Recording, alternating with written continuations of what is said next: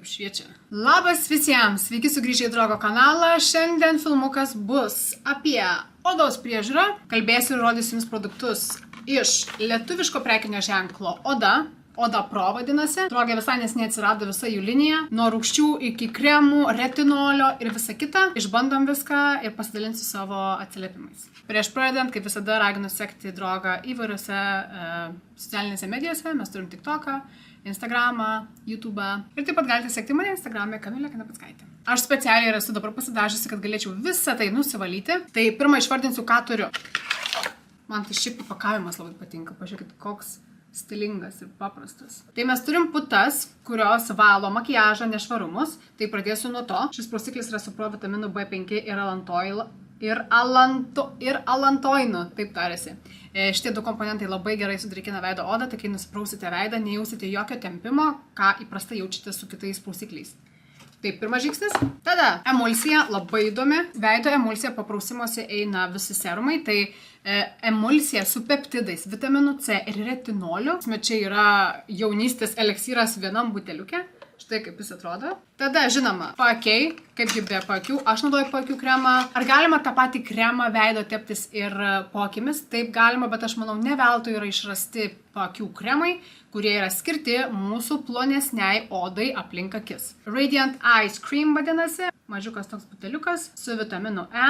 Tada, žinoma, jaučiu bus mano pats mylimiausias iš visos linijos, veido kremas su SPF. Kiek čia yra? 30. Su hialurono rūgštim, pantenoliu, vitaminu E ir svarbiausia SPF 30. Kaip matom, jau vos ne kasdien išlenda saulė. Nesvarbu, ar saulė šviečia ar debesis, visada kasdieną privalo teptis SPF. Ir paskutinis produktas tai yra lūpoms, lūpų balzamas. Aš jau jį esu gavusi iš anksčiau ir jį naudoju kasdien. Labai įdomus dozatorius su tokiu metaliniu roleriuku. Plautis veidą, gal mes eikime į vonią kartu. Taip, pirmą tai susirišiu plaukus, nes negaliu prausti veido, kai plaukai man krenta į akis. Tada aš užsidėsiu tokią baltą juostelę, visada ją deduosi, kad neišpurvinčiau plaukų.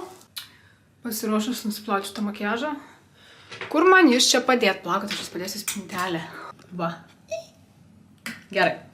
Taip, tai naudojam putas. Sutvarkyti reikia pirmą. Va, tokias putas.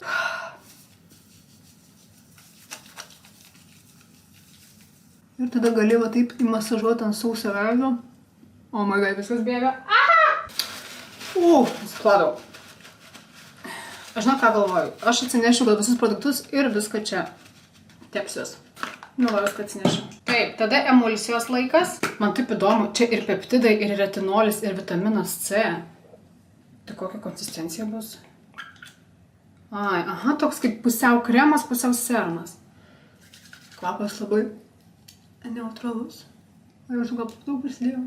Emulsija man labai patinka, labai gerai, kaip veido kremas realiai sudrėkina. Tada paakių kremas, aš nežinau tiksliai kokia eiga turi eiti, kada kremas, kada paakių kremas, bet aš tiesiog naudosiu taip, kaip noriu. Paspaudimą, va tiek. Ir įtapšnoju aš į paakių zoną. Kadangi aš dar šiandien eisiu į lauką ir eisiu į saulę, o šiandien debesuota, bet saulė pasirodo. Moisturizer, veido kremas su SPF 30. Kremas mano sausai odai, tai labai patinka, nes jis toks ganėtinai toks šiaip lengvas, bet labai gerai sudrėkina veido odą. Nu ką, paskutinis žingsnis tai yra Happy Lips lūpų balzamas su bičių vašku. Jo, bičių vašku tai vadinasi. Yra. Paspaudi šiek tiek ir tada volioja ant lūpų. Nu viskas, mano oda yra paruošta dabar ilsėtis.